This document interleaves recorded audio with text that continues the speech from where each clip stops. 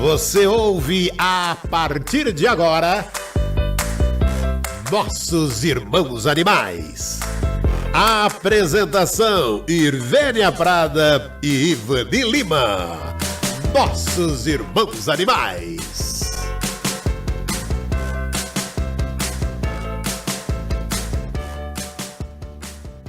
Olá a todos, estamos mais uma vez com o programa Nossos Irmãos Animais, um programa que entende que somos todos espíritos, somente em estágios evolutivos diferentes. E, como fazemos habitualmente, nós começamos o nosso programa falando do tratamento espiritual que acontece todas as segundas-feiras, entre 9h10 e 9h30 da noite. Para quem precisar, é só mandar um e-mail para nós no marcelbenedete@terra.com.br, informando o nome do animalzinho, a idade, a raça, o motivo do tratamento, que sou eu mesma que respondo, orientando como proceder, tá, pessoal? Então, esse e-mail também serve para quem precisar tirar dúvidas. A gente está aqui com todo amor e carinho para ajudar no que for necessário, né? Nós também, mais uma vez, agradecemos a toda a equipe técnica, a toda a equipe da Rede Boa Nova de Rádio, da TV Mundo Maior, por mais essa oportunidade de estarmos aqui mais um ano com esse compromisso de divulgação da doutrina espírita através dos animais, né? Porque nós acreditamos aqui que, com certeza, nós só vamos poder entender muitas vezes a nós mesmos se a gente conseguir entender, né, a nossa verdadeira natureza. Nós só vamos conseguir ajudar os animais se nós compreendermos também a verdadeira natureza dos animais, que é a mesma que a nossa, que é a natureza espiritual. Mas para isso, nós temos que nos dispor e ter a boa vontade do estudo e da compreensão do espiritismo, né? Para que a gente não saia falando bobagens, né? Por isso nós temos um compromisso aqui muito forte, muito real com o espiritismo, de não fazer o achismo, de passar a doutrina, né? Interpretando a doutrina, né? De acordo com o que ela é de verdade, né? Sem colocar os nossos preconceitos, os nossos achismos aí no meio. Então a gente tem uma preocupação muito grande com isso. E mais uma vez a gente está aqui com a nossa querida doutora Irvênia Prada. Bem-vinda, doutora. Oi, Ivani, boa tarde, meus amigos, aí os nossos fregueses, né, tão fiéis aí, estão sempre nos ouvindo. Inclusive a minha irmã lá nos Estados Unidos, eu nem tinha contado para ela que a semana passada eu fiquei com essa virose. Ah, não deu outra. Em seguida ela me ligou: que virose é essa? Você vê que não adianta esconder nada. Aliás, eu não escondi, eu só não informei, né?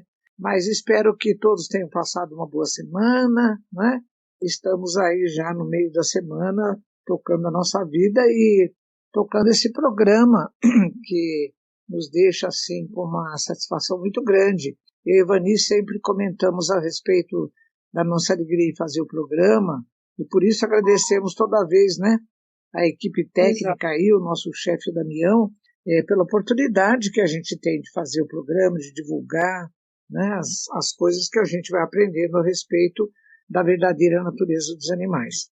E então esse programa nos dá essa satisfação, primeiro porque eu encontro a Ivani mesmo aí do outro lado, né, a gente está com tela, a gente se vê, e a gente não vê vocês, infelizmente, mas é uma maneira da gente se encontrar, conversar um pouco antes de entrar no programa propriamente dito, né, e tudo isso vai enriquecendo aí as nossas vivências. E quando eu conversei com a Ivani sobre a respeito do roteiro desse programa de hoje, a Ivani sempre alguma pergunta para a outra: tem uma ideia, vamos tocar uma coisa, né? Então a Ivani disse: eu revi uma palestra sua esses dias, eu tenho algumas coisas a... Aí a gente deu uma conversada a respeito desse tema, né, que ela vai falar para vocês.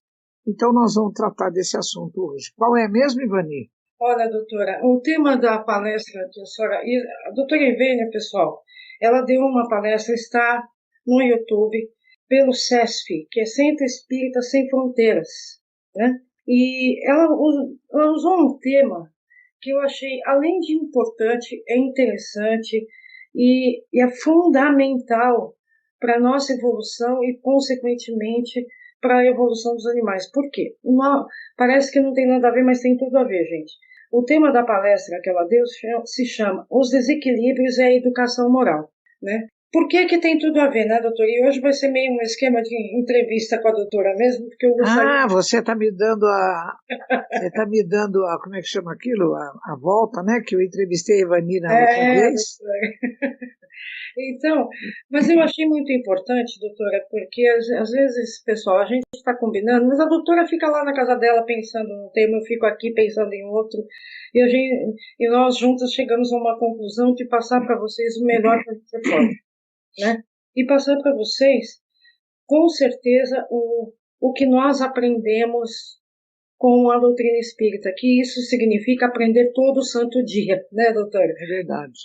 Então, cada vez que a gente lê uma questão do Livro dos Espíritos, na medida, eu sinto assim, doutora, à medida que a idade vem chegando, a gente compreende, às vezes, a mesma questão de uma forma mais completa.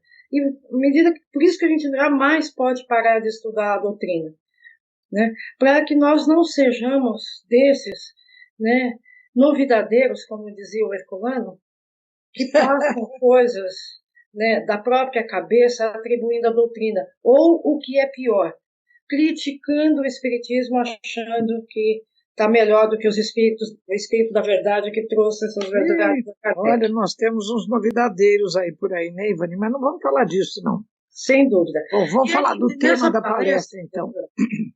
Esse tema da palestra, os desequilíbrios e a educação moral, eu queria que a senhora comentasse, doutora, porque eu achei muito interessante que a senhora fala sobre as questões do egoísmo, inclusive citando as questões 914, 915 e 916 do Livro dos Espíritos.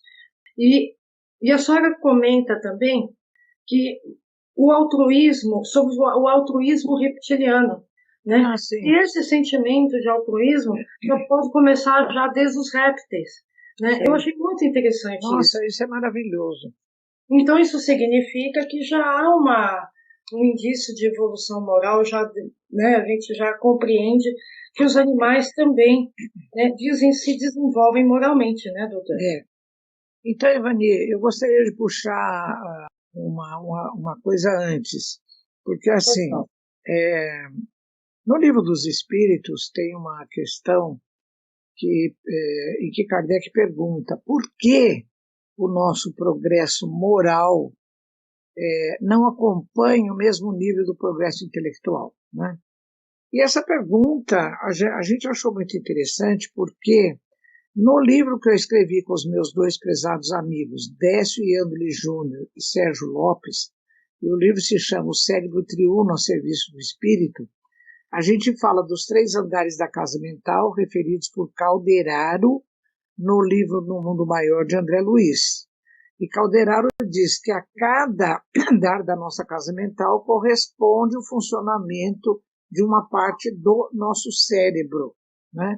Bom, então, a gente, nesse estudo que fez da casa mental e dos 3 níveis do nosso cérebro, a gente chega ao entendimento de que o 3º andar da nossa casa mental, onde nós colocamos as metas e os ideais que queremos atingir, ela interage com a parte mais anterior dos lobos frontais do cérebro, que é chamada de área pré-frontal.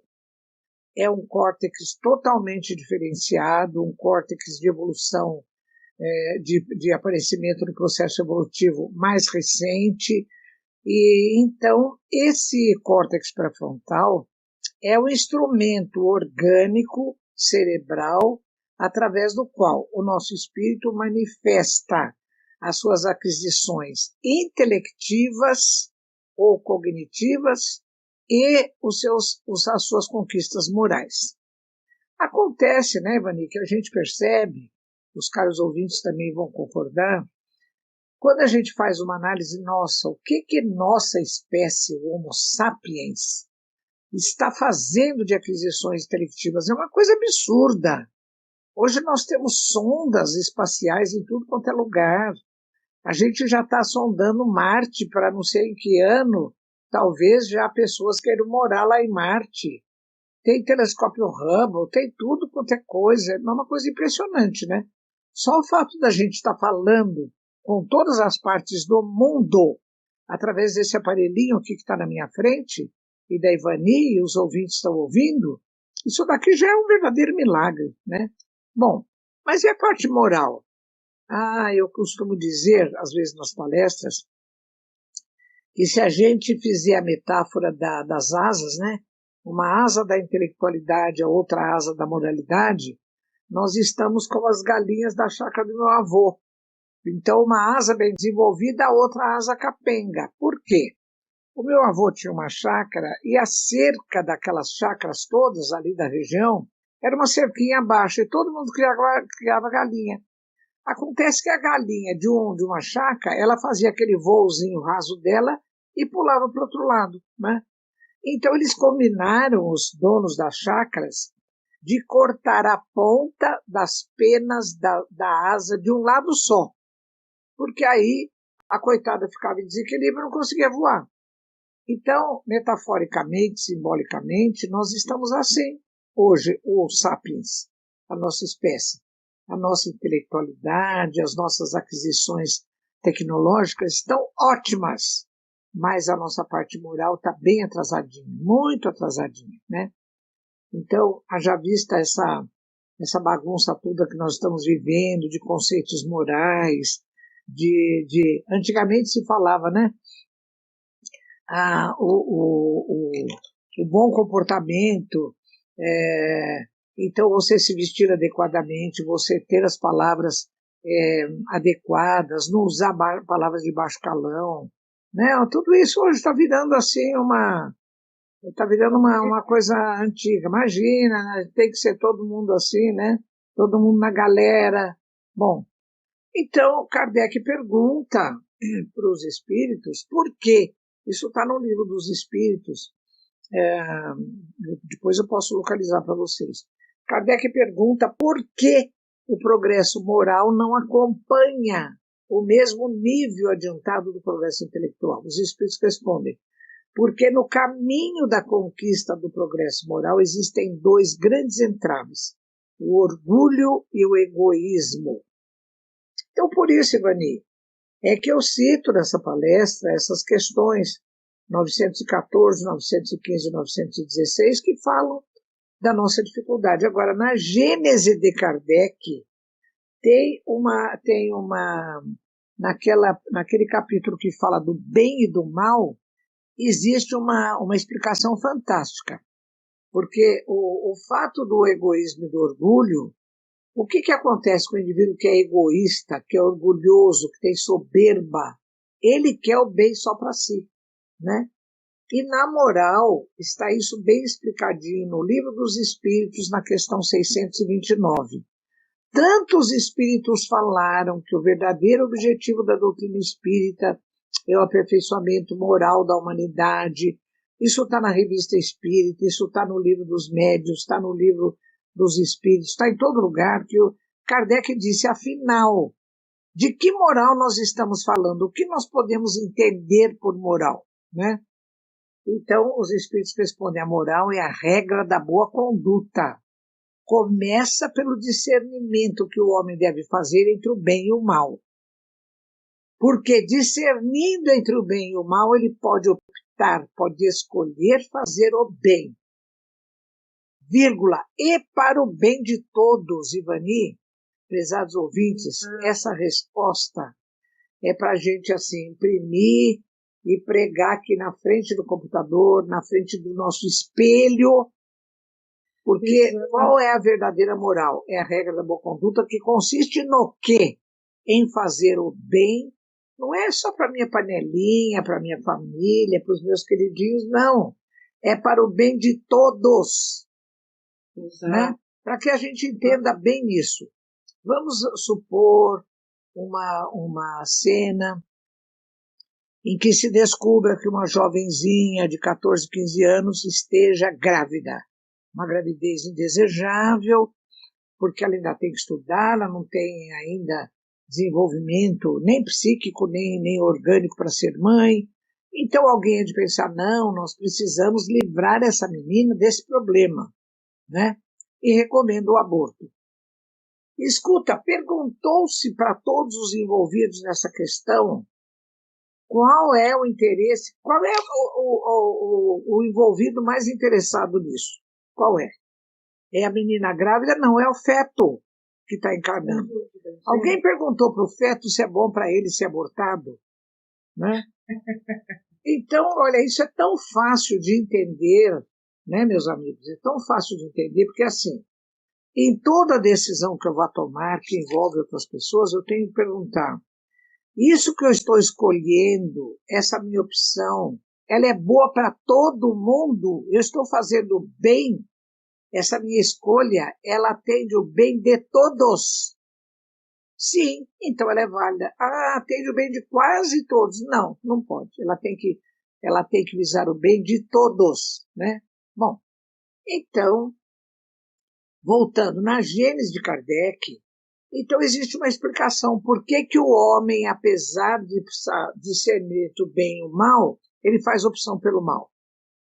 Isso é um resquício, dizem os espíritos a Kardec na Gênese, é um resquício daquele primitivo instinto de conservação dele quando ele estava lá nas cavernas, no homem primitivo. Porque nesse livro que eu citei, que eu escrevi com os meus dois amigos, existe uma coisa assim, olha, o Sérgio Lopes, que é o psiquiatra, e colocou as leis morais nos 3 andares da casa mental, ele diz assim, olha, o homem primitivo, quando a gente estava encarnado lá nas cavernas, o que ele dava conta de fazer em relação à lei divina? Então, pegando todas aquelas leis morais que estão no 3º livro do Livro dos Espíritos, né? Então, começa a lei de conservação, de destruição, lei de reprodução. Depois vem liberdade, sociedade e tal, e termina lá com lei de amor, justiça e caridade. Bem, o que a criaturinha lá, com aquele lobo frontal pouco desenvolvido, ele dava conta de trabalhar com que leis? Só com essas 3 o Sérgio falou. Lei de conservação, ou seja, defender a integridade do seu corpo para que ele se mantivesse vivo. Segundo lugar, lei de reprodução, para reproduzir a espécie, e lei de destruição, porque ele teria que conviver com o envelhecimento e a morte dele e das pessoas ali que conviviam com ele. Ele só dava conta disso. Ele não dava conta da lei de sociedade, nem do trabalho, nem de liberdade, e muito menos da lei de justiça, amor e caridade. Por quê? Porque a casa frontal dele, o 3º andar da casa dele, ele não tinha metas ideais que ele nem sabia por que ele estava aqui, fazendo o quê? Isso a gente começou a fazer essa indagação muito depois, né? E a área pré-frontal dele também era muito, muito restrita. Bom, então, o que está na Gênese, Ivani, continua assim. Esse resíduo da lei de conservação, do egoísmo, porque o indivíduo era egocentrado. Ele tinha que ver primeiro, antes de tudo, a sobrevivência do próprio corpo dele, né? E isso persiste, olha bem a condição, nos indivíduos em que ainda não existe o despertamento do senso moral. Porque o senso moral não está visando o bem, é para o bem de todos. Essa criatura primitiva não consegue olhar para fora, não consegue vivenciar a lei de sociedade. Ele está ainda centrado nele mesmo, ele é orgulhoso, ele é egoísta, e ele tem soberba. Ou seja, ele é um indivíduo imaturo, totalmente imaturo. Em palestra do meu grande amigo lá da AME Belém, da AME Pará, de Belém do Pará, Roberto Almeida diz assim, todo egoísta é carente e todo, qual é o outro? Orgulho. E todo orgulhoso é inseguro. Ivani, a gente acha que o indivíduo que é orgulhoso, que tem soberba, ele é o tal, né? Não é. Ele é inseguro do ponto de vista psicanalítico. E o indivíduo que é egoísta é um indivíduo imaturo. Ele não consegue ainda virar a seta do amor que ele tem para com ele para fora. Não foi o que Jesus falou? Amar o próximo como a si mesmo. Não, ele só ama a si mesmo. Ele não consegue olhar o outro. é a pessoa que vive a sua vida, ele procura o bem dele. O outro que se dane, ele não tem desenvolvimento psíquico, moral para isso, né? Então, o egoísmo, Ivani, é um grande entrave ao progresso moral por isso, né? Exato. Agora, vamos ao que você falou também, que eu citei, o chamado altruísmo reptiliano. Esse indivíduo que ainda está nessa postura do egoísmo, do egocentrismo, do orgulho, da vaidade, da soberba, ele está parado no tempo e no espaço, Ivani, porque esse processo evolutivo do cuidar do outro, olhar para o outro, ver o bem do outro, na filogenia, ou seja, no processo evolutivo das espécies, ele se instala, ele se formaliza no processo evolutivo a partir dos répteis. Ele já vem dando assim um sinalzinho em algumas espécies de peixes, em algumas espécies de anfíbios, né? Mas ele fica assim evidente, claro, a partir dos répteis. Quem fala isso, de maneira extraordinária, é o Paul MacLean, que a gente cita no nosso livro também, né?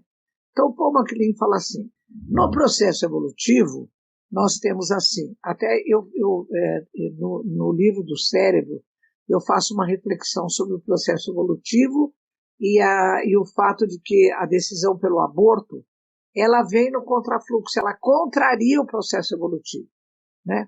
Pelo seguinte, então, nesse processo evolutivo, o que vai acontecendo? De modo geral, a reprodução dos peixes, de modo geral, porque começa a haver algumas porque nada começa assim, começou agora, né? Ele tem começa a sinalizar, pum, a gente, oba, apareceu.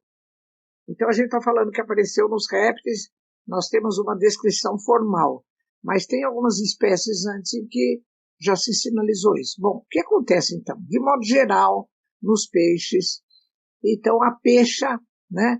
A peixa fêmea, ela está naquele período lá de ovulação, então ela está dentro da água, o que ela faz? Ela solta centenas de óvulos na água. E você pensa que é pouco, Ivani? Eu tive pesquisando isso, por exemplo, tem espécie de tilápia brasileira que numa ovulação só, ela solta 1 milhão de óvulos. Nossa Senhora! Nós, mulheres, a gente em cada menstruação solta um óvulo, né? Eventualmente 2, mas um. Ela solta 1 milhão de óvulos. Bom, aí ela solta, vai embora, ela não quer nem saber se aquilo o que vai virar.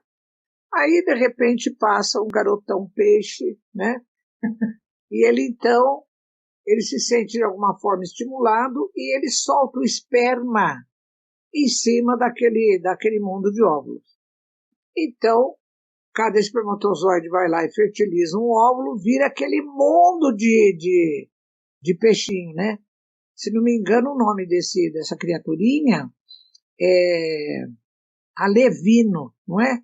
Alevino, são os alevinos, acho que é isso. Bom, aí também o macho soltou o esperma lá, ele não quer saber, ele não faz registro de paternidade, não vai no cartório, nada, ele vai embora. Não tem de DNA, nada disso, Nada, né? nada. Olha, então, a fêmea não conhece, a mãe não conhece o pai, eles não ligam para os filhos, cada um que se vire. Quando chega nos anfíbios, o caso, por exemplo, das rãs, é mais ou menos por aí. Também a fecundação é externa, e cada um que se vira, não tem fase de namoro, de flerte, nada, e pronto. Quando chega nos répteis, a fêmea reptiliana de algumas espécies, por exemplo, os crocodilianos, como é o caso do jacaré do Pantanal, né, os crocodilos, a fêmea falou assim, acho que um dia ela pensou, ela falou, vou parar com essa bagunça de fecundação externa dentro do meio líquido. Não, eu quero pôr os meus ovos já formados fora da água. E ela faz isso. Então, a fertilização já é interna, ela tem uma aproximação física com o macho, ele fecunda a fêmea, e dentro dela já se formam os embriõezinhos. Agora, para pôr isso para fora num meio que não é líquido, que é desidratar, o que tem que fazer?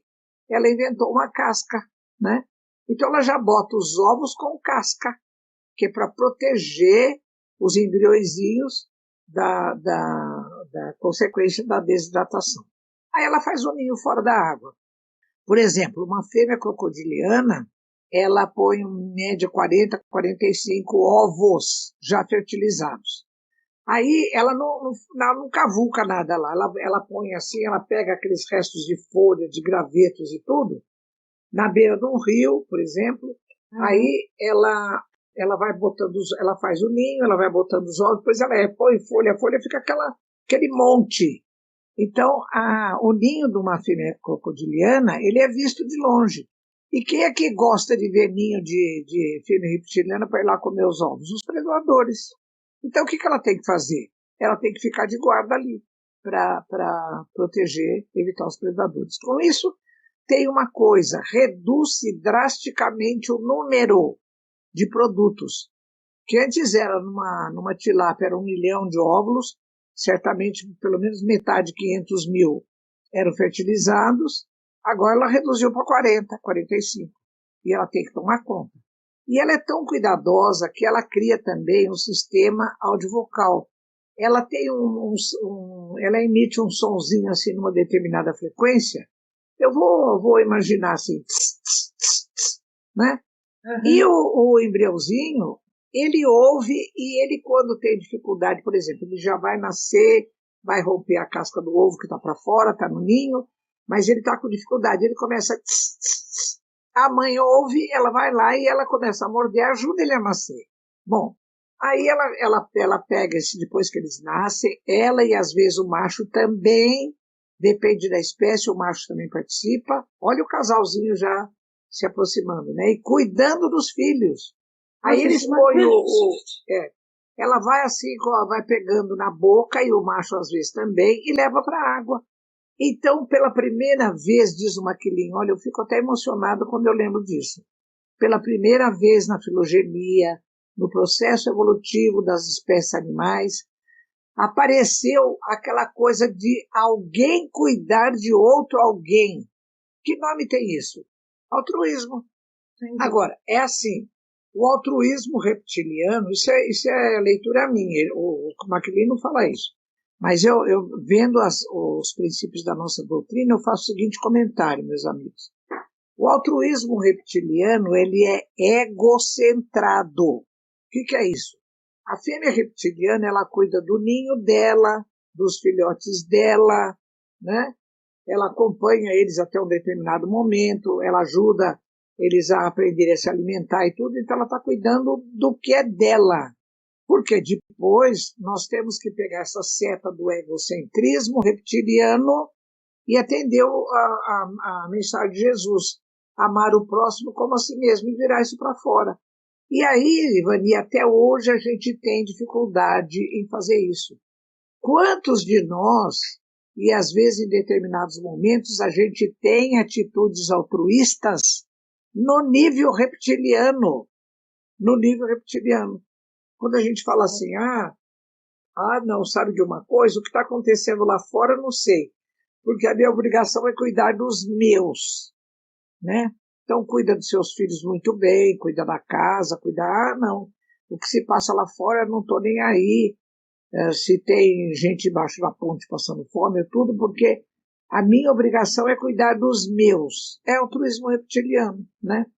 Porque nem todo mundo tem condições de sair por aí levando sopa embaixo da ponte, atendendo necessitado, fazendo isso, fazendo aquilo.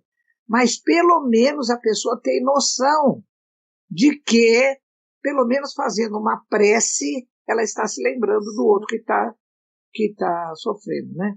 Então, exato. Por isso, Ivani, que nessa palestra eu fiz uma correlação muito grande nesse desnível, né?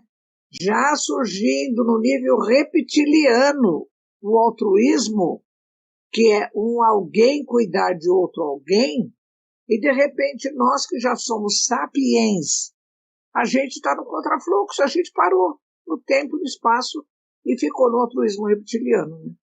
Exato. Hoje eu fiz esse pedido para a senhora falar sobre esse assunto, doutora, porque a gente tem visto, pelo menos eu tenho visto por aí, né, pessoas que realmente amam os animais, né, que dizem que amam, mas a gente percebe, pelo menos eu consigo perceber, uma falta de esforço, né, de melhorar um pouco a sintonia, principalmente por causa do tratamento espiritual. Então, assim, o quanto que nós, seres humanos, não estamos longe, né, doutora, de uma real evolução. Porque a gente não está muito longe do altruísmo reptiliano, a gente está muito perto. Né? É verdade. Então, assim, eu acho que a gente está mais perto do altruísmo reptiliano do que de um altruísmo moral mesmo, como Jesus nos ensinou. É verdade. Sim. Né? Então, por isso que eu pedi para a senhora falar nesse assunto. O quanto os animais nos ensinam, seja em qual estágio eles estiverem. É verdade, sim. Mesmo sendo esse altruísmo muito egocêntrico, né, doutora? Mas a gente está falando de um animalzinho que ainda não tem consciência de Deus, né? Que não tem consciência de que é um espírito, né? E muitas vezes, olha como o ser humano é uma incoerência, né, doutora? Por isso que eu pedi para você falar disso.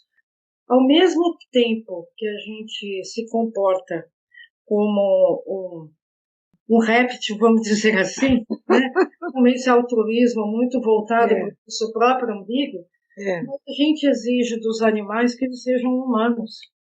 Não, isso está errado, né, Dani? Está completamente errado, de jeito nenhum. Né? Quando a gente fala assim, eu já ouvi tantas vezes, doutora, não, o meu gato ele me ajuda na vibração porque ele leva para longe toda a minha vibração ruim. Ou seja, a gente não precisa fazer esforço nenhum para melhorar porque o gato resolve. Não, isso é transferir a sua própria responsabilidade para o coitado do gato, né? Ou então quando a gente simplesmente se importa com os animais da nossa própria casa, o que eu atribuo isso a esse egoísmo, que é, como diz Kardec na questão 915, Kardec pergunta, né? Sendo o egoísmo inerente à espécie humana, não será um obstáculo permanente ao reino do bem absoluto sobre a Terra? Mas é mesmo. E os espíritos respondem, é certo que o egoísmo é o vosso mal maior, mas ele se liga à inferioridade dos espíritos encarnados na Terra, e não à humanidade em si mesma. Né? Então, assim, ou seja, e uma outra questão mais para trás aqui, doutor, se eu não me engano, eu acho que no capítulo Bem e o Mal mesmo, ele fala que todos nós podemos vencer, né, o mal que existe em nós. Só falta vontade, né? Porque no plano intelectivo a gente já sabe, né, Ivani? Olha, só revendo a nossa história, alguém já disse, olha, nós tentamos todas as opções. A gente já tentou a subjugação, a exploração, a escravidão, a guerra, né? Nada disso deu certo, nada disso deu certo. Só falta tentar o amor. Vamos tentar, pelo menos, né? O Ivani, só para completar para os ouvintes que estão nos acompanhando, então o Sérgio, nesse livro, O Cérebro Triuno, ele coloca no primeiro andar, ele coloca que então o ser primitivo só dá conta de 3 leis, né? A lei de conservação, a lei de destruição e a lei de reprodução. Agora, no segundo andar da casa mental, então o Sérgio já coloca as leis que o ser já mais evoluído ele consegue viver, né? Que é a lei de liberdade, a lei de sociedade, a lei do trabalho, a lei de igualdade, a lei do progresso. Olha que beleza, né? E no terceiro andar da casa mental, ele coloca a lei de adoração ao Criador, reconhecendo, né, esse privilégio de sermos uma das criaturas que ele criou, né? E a outra lei é a lei de amor, justiça e caridade. Então tudo isso vai indo quando a gente conseguir, pelo menos, e no segundo andar tem uma coisa importante, que é assim, o próprio livro O Céu e o Inferno de Kardec explica.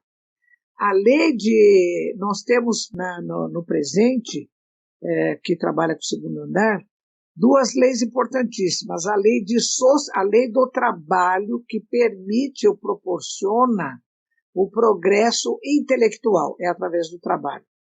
Em segundo lugar, a lei de sociedade, que é através dela que nós vamos desenvolver o nosso progresso moral. Ivani, por isso que é assim, quem ainda está atrasadinho no progresso moral é porque não consegue conviver com o outro.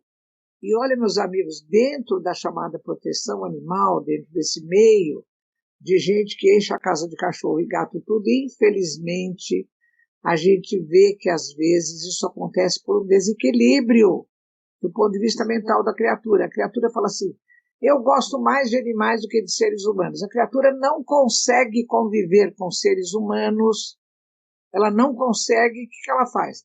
Ela enche a casa de gato, cachorro e outros animais para ter o afeto, para dar afeto, porque ela não consegue conviver com seres humanos. Então, a lei de sociedade é muito importante. Aliás, no Evangelho segundo o Espiritismo, está dito assim, o homem que vivesse isolado não teria como praticar a caridade, porque através do exercício da caridade, ou seja, do altruísmo que tem a seta virada para fora, é que ele vai conquistar a sua ascendência moral e o seu progresso espiritual, né? Então, Ivani, é claro que a gente às vezes precisa de um momento de estar quieto no seu lugar, de fazer uma meditação, de fazer uma prece, de sair andando e ficar pensando na vida, é claro. Agora, a gente não pode subir uma montanha e ficar lá a vida inteira, né, nessa situação, porque a gente perderia a oportunidade de conviver com semelhantes, porque é nas mais duras penas, é mais nas dificuldades que nós vamos enfrentar essas dificuldades e vamos crescer, né? Essa lei de liberdade, ontem não foi ontem, foi terça, não, foi sábado, eu fiz uma live com o pessoal lá da AME Distrito Federal, Associação Médico Espírita do Distrito Federal. Eles estudaram durante um ano o nosso livro Cérebro Triuno. E eles me convidaram, eu pude fazer a inauguração do curso lá há muitos meses atrás. E no sábado agora, acho que foi dia 11, foi o encerramento do curso. E eles nos convidaram, os 3 autores, e nós 3 pudemos participar. Foi muito legal. Então, o Sérgio colocou, num determinado momento, que da importância da lei de liberdade. Ele falou de todas as leis, né? Mas ele falou da importância da lei de liberdade. Aí eu acrescentei uma informação, que é assim, olha, Ivani, que coisa extraordinária. Como todo ser ter liberdade, isso é muito importante para ele. Porque o indivíduo que perde liberdade disso ou daquilo, ele sofre, né? Então, olha assim, na década de 1960, uma inglesa que ela andava pelas fazendas, o nome dela é Ruth Harrison. O que ela fez? Ela começou a observar como os animais sofriam, os chamados animais de produção, né? Eles eram mal alojados, eles eram maltratados, eles sofriam violência, e ela teve uma coragem danada, típica de britânica, né? E ela fez uma acusação e dirigiu aos poderes lá da política do governo britânico. Aí o governo se sensibilizou com isso, nomeou uma comissão de estudiosos, de pessoas. E o líder dessa comitiva era um tal de Brambell, não me lembro o prenome dele, Brambell. Então ele percorreu as fazendas e viu, ele fez um relatório, e ele falou, de fato, essa senhora, Ruth Harrison, ela tem razão, os animais são maltratados, isso, até. E ele propõe, no final do relatório, que se estabeleça o que ficou conhecido depois como as 5 liberdades de Brambell. É o primeiro código de comportamento moral do ser humano em relação aos animais de produção, que surgiu agora no meados do século XX, né? E isso foi muito importante. Ivani, olha qual é o título desse Código Civil. As 5 liberdades de Brambell. Então, quais são as 5 liberdades? Os animais têm que ter liberdade para matar a sua sede, têm que ter liberdade para matar a sua fome, tem que ter liberdade e condições para não ficar doente, tem que ter liberdade para ter conforto e tem que ter liberdade para exercer o comportamento normal da espécie. Porque a perda de qualquer uma dessas liberdades gera sofrimento. Olha que coisa impressionante, Vani. Exato. E isso funciona para o ser humano, né, doutora? Também. Aí entra o egoísmo, qual a senhora comenta na palestra, né? O que a gente pode fazer um paralelo com a doutrina. Que uma das maiores máximas da doutrina espírita é fazer aos outros o que gostaríamos que nos fosse feito. Claro. Né? E fora da caridade não há salvação. Mas a gente, esses outros, muitas vezes, significa nós mesmos. Então, eu pedi, doutora, porque eu penso assim, o quanto nós não íamos melhorar a vida dos animais, a gente melhora a nós mesmos. Mas é claro. Porque é melhorando a nós mesmos que nós vamos conseguir melhorar a vida deles também. É verdade. Porque isso significa que nós vamos estar evoluindo e com isso vamos estar nos conscientizando da importância, né, dessas leis morais que os espíritos trouxeram para nós. É verdade. É a lei de trabalho, o direito ao trabalho, o direito à liberdade, o direito à vida, né? Então, essas leis que a gente não pode esquecer, né, doutora, que valem para todas as criaturas de Deus, somente para o ser humano. E, Vani, só para encaixar no que você está falando, quando Kardec pergunta aos espíritos qual é o direito fundamental do ser, o que os espíritos respondem? É a vida, é viver. Agora, esse direito é só para nós aqui, os sapiens? Ele não falou de o ser humano, ele falou o ser, né? Então, assim, e a gente que estuda a doutrina, doutora, uma dica aí, para quem não consegue entender, pelo menos a gente que já leu algumas vezes, né, doutora? Quando os espíritos se referem exclusivamente aos seres humanos, geralmente eles dizem que é o ser humano. Quando estão se referindo a todas as criaturas de Deus, incluindo os vegetais, os animais, eles não falam nada. Então a gente precisa estudar para poder ir captando essas mensagens. Para poder fazer a diferença, claro. Isso mesmo. Para nós, né? Tá certo. Isso mesmo. Agora, essa coisa toda que a gente está falando, né, Ivani, desembocando nisso em relação aos animais, é assim, a pessoa que é egocentrada e tudo, às vezes é como você falou num determinado momento aí, a pessoa então, ela justifica as suas atitudes, é por amor aos animais. Mas às vezes esse amor também é egocentrado na pessoa, não é no animal. Exato. Quando ela submete um animal, por exemplo, vai passear no Parque Ibirapuera, levando o cachorro, com 4 tênisinhos, um em cada pata, com óculos escuro, com mochila nas costas, com boné. Vamos lembrar das 5 liberdades de Brambell? Qual é uma delas? Liberdade para exercer o comportamento típico da espécie. Esse coitadinho desse cachorro está exercendo o comportamento típico da espécie? Não está. Então isso não é amor.